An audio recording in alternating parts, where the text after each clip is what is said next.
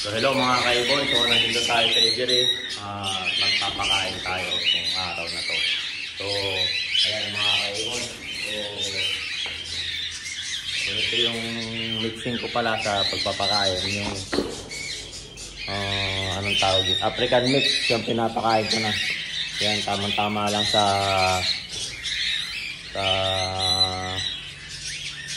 mixing para sa mga ibon ko mga kaibon. So kada isang pare, isang scoop na ganito lang yung kinukuhan ko. Ayan mga kaibon, isang scoop lang sa isang pare, isang araw. Pero may matitira at may matitira pa rin mga kaibon. Ito yung mga pagkain nila kapag chick booster, kapag may inakay, saka sunflower. So ayan mga kaibon ang pinapakain ko. So yun yung kan natin, yung pagkain nila mixing. So yung vitamins naman nila ay yung isang lactamino pang manok. Ayan, ito ang manok yan mga kaibon, saka red cell. Yan. Tapos dextrose powder.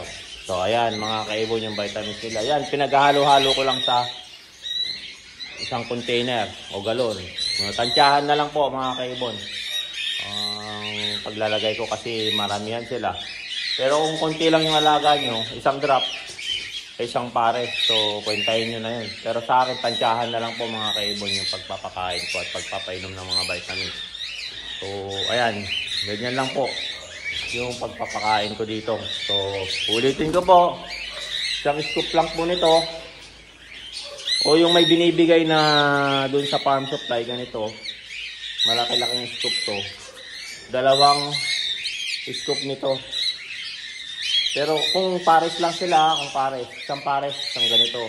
Kasi itong mas malaking cut, pang dalawang araw na to mga kaibon.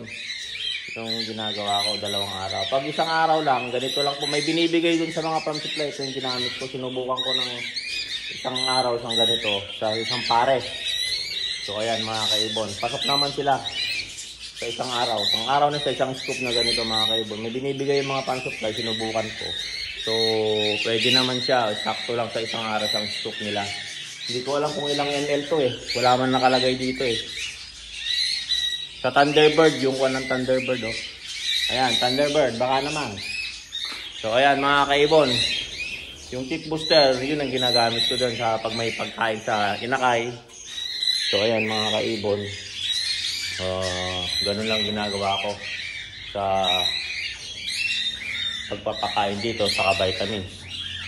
So pag may magtanong mga vitamins ko, pang manok lang lahat po yung mga vitamins ko mga kaibon. So ayan, lactamino, red cell, saka dextrose powder. Ito pinaghalo-halo ko na kasi kuwan na to eh, halo-halo rin kasi dito, hindi mo ma-segregate kung isa-isa mong i-take yung vitamins, masyadong matagal. Kasi itong lactamino, pang-breeding to.